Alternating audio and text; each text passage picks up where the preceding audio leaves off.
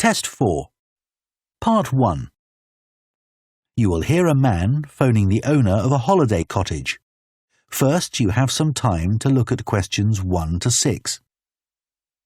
Now listen carefully and answer questions 1 to 6. Hello? Oh, hello. I was hoping to speak to Jack Fitzgerald about renting a cottage. I'm his wife Shirley and we own the cottages together, so I'm sure I can help you. Great. My name's Tom. Some friends of ours rented Granary Cottage from you last year and they thought it was great. So my wife and I are hoping to come in May for a week. What date did you have in mind? The week beginning the 14th, if possible. I'll just check. I'm sorry, Tom, it's already booked that week. It's free the week beginning the 28th, though, for 7 nights.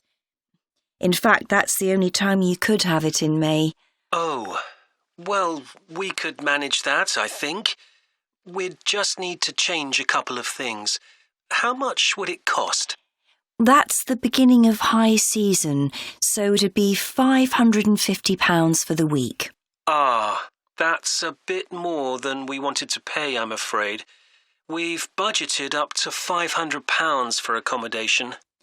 Well, we've just finished converting another building into a cottage, which we're calling Cherville Cottage. Sorry, what was that again? Cherville. C-H-E-R-V for Victor, I-L. Oh, that's a herb, isn't it? That's right. It grows fairly wild around here. You could have that for the week you want for £480. OK, so could you tell me something about it, please? Of course. The building was built as a garage. It's a little smaller than Granary Cottage. So that must sleep 2 people as well? That's right. There's a double bedroom. Does it have a garden?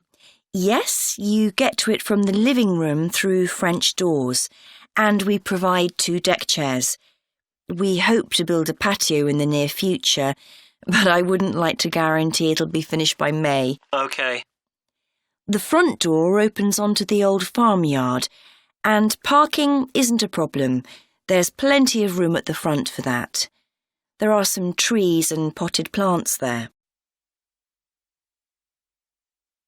Before you hear the rest of the conversation, you have some time to look at questions 7 to 10.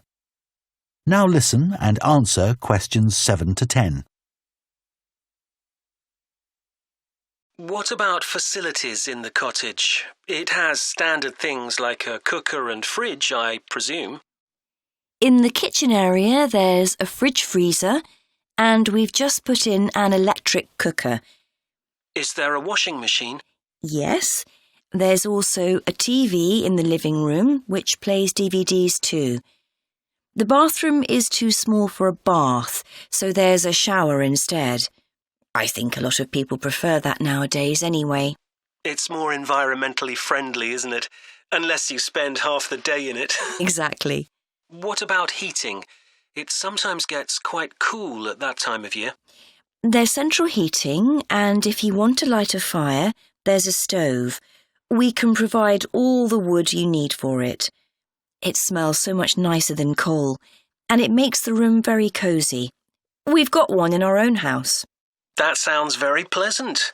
Perhaps we should come in the winter to make the most of it. Yes, we find we don't want to go out when we've got the fire burning. There are some attractive views from the cottage, which I haven't mentioned. There's a famous stone bridge. It's one of the oldest in the region, and you can see it from the living room. It isn't far away. The bedroom window looks in the opposite direction and has a lovely view of the hills and the monument at the top. Well, that all sounds perfect. I'd like to book it, please. Would you want a deposit? Yes, we ask for 30% to secure your booking, so that'll be £144. And when would you like the rest of the money? You're coming in May, so the last day of March, please. Fine. Excellent. Could I just take your details so that I can... That is the end of part 1.